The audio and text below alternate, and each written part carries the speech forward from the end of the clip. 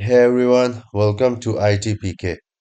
Today I'm downloading and installing Windows 11 KB50720032, which updates the system to build 28000 This build is rolling out to Windows Insider in the Canary Channel and is part of the Microsoft's ongoing work on the 26H1 platform. Once this is installed and after a restart, I will break down what's changed, what's been fixed, and what this build actually means for the future of Windows 11. Before proceeding, please make sure you have liked and subscribed ITPK and let's get started. This update belongs to Canary Channel, which means it's not tied to the final Windows release just yet. Microsoft uses Canary builds to test early platform level changes, especially for upcoming hardware and AI-focused devices expected next year. Even though this build is level 26H1, it's important to understand that Microsoft is mainly shaping the foundation for what will eventually become a larger release later on, likely 26H2. So don't expect massive headline features here. This build is more about enabling features, platform consistency, and under the hood fixes.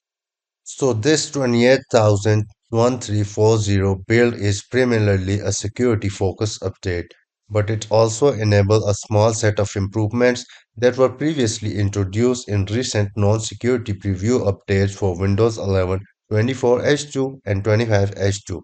In other words, Microsoft is now slowly bringing those existing improvements into the Canary branch as a part of future platform testing. Now let's talk about what's actually new or at least new to Canary Channel. There's an important security related change to be aware of in this bill. Admin protection inside Windows Security is temporarily disabled for users in Canary Channel. Microsoft says this is an intentional for now and the feature will be re-enabled in a future Canary builds. This does not affect stable version of Windows 11 and it's limited only to early testing builds in Canary Channel. You may start noticing an updated recommended section in File Explorer, which is now works more consistently with local file, not just cloud content. This behavior was recently spotted and is now gradually rolling out. There's also an emoji-related improvements making their way into this build that is continuing Microsoft's ongoing polish of emoji panel experience. That's great. Inside the setting apps, the advanced setting page is now rolling out to Canary users, bringing it in the line with what we already have seen in the other recent Windows versions.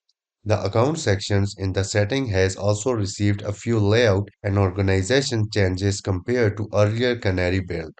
On the top of that, Microsoft continues moving legacy options out of the old control panel, and in this build, high contrast theme settings are being relocated into the modern setting apps. There are also few improvements related to voice access, which includes Japanese language support and better control over the delay time before commands are executed, making voice interaction more flexible and accurate. Again, these features aren't brand new to Windows 11 overall, but they are now becoming a part of Canary platform baseline. There is also a notable fix related to storage.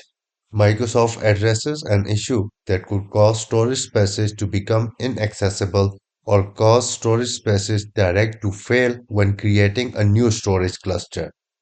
This fix is especially important for advanced user or enterprise testing environment. And here is the quick reminder for you. Canary Channel builds represents early development changes and should not be associated with any Windows release. Features can be changed, can be removed, or never shipped at all.